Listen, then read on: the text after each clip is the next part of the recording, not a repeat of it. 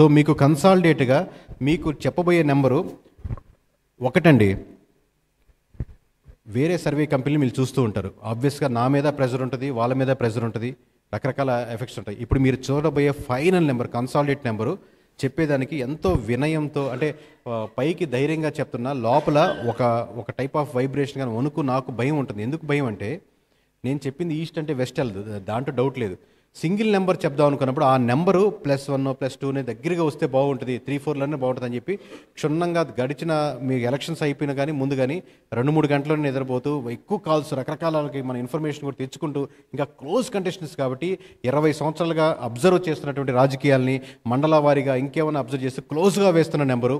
ఈ నెంబరు ఖచ్చితంగా ఫైనల్ రాష్ట్ర వ్యాప్తంగా చిరస్థాయిగా సర్వే కంపెనీ నిలబడాలన్న కోరికతో, బలంగా ఈ బ్రాండ్ ఉండాలన్న కోరికతో సింగిల్ నెంబర్కి వెళ్ళాం. ఇది సాహసించాలంటే పులి నోట్లో తలబెట్టినట్టే, బయటకు తీయాలంటే కష్టం. సో అంత జాగ్రత్తగా వేసిన number final number sir. So ఓవరాల్గా వైఎస్ఆర్సీపీ పోటీ చేస్తున్నటువంటి 175 నియోజకవర్గాల్లో సింగిల్ నెంబర్ చెప్పు కేకే అంటే 14 నియోజకవర్గాల్లో ఖచ్చితంగా వైఎస్ఆర్సీపీ గెలుచుకునేదానికి ఆస్కారం ఉంది. ఈ 14 చోట్ల మాత్రమే వైఎస్ఆర్సీపీ గెలుచుకునేదానికి ఆస్కారం ఉంది అని క్లారిటీగా ఖచ్చితంగా చెప్తాం సార్. తర్వాత మీకు ఎక్స్ప్లెయిన్ చేసినప్పుడు ఏ నియోజకవర్గాలు ఇండివిజువల్గా మేము ఎక్కడ సానుభూతిగా ఉన్నాం, ఎక్కడ పాజిటివ్గా వేసాం వైఎస్ఆర్సీపీకి, ఎక్కడ ఖచ్చితంగా గెలుస్తాని ఈ మొత్తం చెప్తాం. సో ఓవరాల్గా నెంబర్స్ నోట్ చేసుకోండి. 175 నియోజకవర్గాల్లో కేకే అనేవాడు ఏం చెప్తున్నాడు, కేకే సంస్థ నుంచి, కేకే సర్వేస్ నుంచి ఏం చెప్తుందో, వైఎస్ఆర్సీపీ మొత్తం పోటీ చేసినటువంటి 175 నియోజకవర్గాలు ఒక్క నియోజకవర్గం కూడా వేరే వాళ్ళకి ఇవ్వలేదు, వేరే పార్టీతో పొత్తు లేదు, సింగిల్గా వచ్చింది. 175 నియోజకవర్గాల్లో 14 చోట్ల వైఎస్ఆర్సీపీ గెలిచేదానికి ఆస్కారం ఉందండి. ఇకపోతే నెక్స్ట్ నెంబర్ సార్,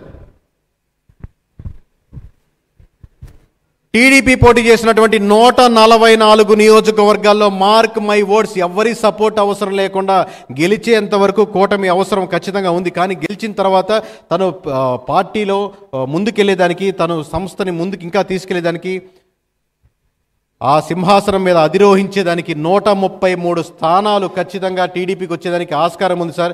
ఎవరి సపోర్ట్ లేకుండా గవర్నమెంట్ ఫామ్ చేసేదానికి చంద్రబాబు నాయుడు గారికి, టీడీపీకి ఖచ్చితంగా 133 స్థానాలు తగ్గకుండా వచ్చేదానికి 100% ఆస్కారం ఉంది. మార్క్ మై వర్డ్స్, లైవ్ చూస్తున్న ప్రతి ఒక్కరికి దేశ చరిత్ర మారుతుందో లేదో కానీ రాష్ట్ర చరిత్ర, రాష్ట్ర భవిష్యత్తు వేరే పార్టీ చేతుల్లో ప్రజలు ఎక్కువ మంది పెడుతున్నారు. 144 పోటీ చేసిన దగ్గర 133 చోట్ల గెలిచేదానికి ఆస్కారం ఉంది. నెక్స్ట్ సార్, మరి జనసేన పరిస్థితి ఏంటి? Why not 175? వై నాట్ 175ని వై నాట్ 21 అని సీరియస్గా తీసుకున్నారు సార్ జన సైనికులు. వై నాట్ 21 అని 21 స్థానాల్లో పోటీ చేసిన 21 స్థానాల్లో 21 స్థానాలు గెలిచి చూపిస్తామని తొడ కొట్టి మీసాలు తిప్పి చెప్తున్నారు గట్టిగా జన సైనికులు. 21 స్థానాల్లో వై నాట్ 21 అని అంటే దీన్ని బట్టి మీకు ఏమర్థమవుతుంది టోటల్గా? నెక్స్ట్ నెంబర్ సార్, అంటే బీజేపీ పోటీ చేసిన 10 స్థానాలు 7 స్థానాలు కైవసం చేసుకుంటుంది. అంటే 14 చోట్ల, ఒక్క నిమిషం సార్, ఒకసారి వెనక్కి అంటే జనసేన ప్లే చేయండి సార్, ఒకసారి జనసేన ప్లే చేయండి సార్, బ్యాక్. అంటే 14 చోట్ల వైఎస్ఆర్సీపీ గెలుచుకుంటే, 14 చోట్ల వైఎస్ఆర్సీపీ గెలుచుకుంటే 21 చోట్ల జనసేన గెలుచుకునేదానికి ఆస్కారం ఉంది. అంటే ప్రధాన ప్రతిపక్షం నేనే, అసెంబ్లీలో ప్రధాన ప్రతిపక్షం కోల్పోతుంది వైఎస్ఆర్సీపీ.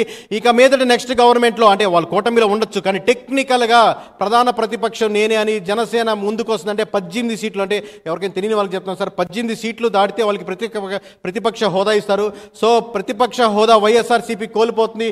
ఖచ్చితంగా జనసేన ప్రతిపక్ష హోదాలో తీసుకొని 21 స్థానాలు పోటీ చేసింది, మేము గెలవగలమని ఖచ్చితంగా క్లారిటీగా ముందుకెళ్తున్నారు. ఇక మీదట మనకు ఆంధ్రప్రదేశ్ రాష్ట్రంలో అసెంబ్లీలో ప్రధాన ప్రతిపక్షం జనసేననే. Mark my words.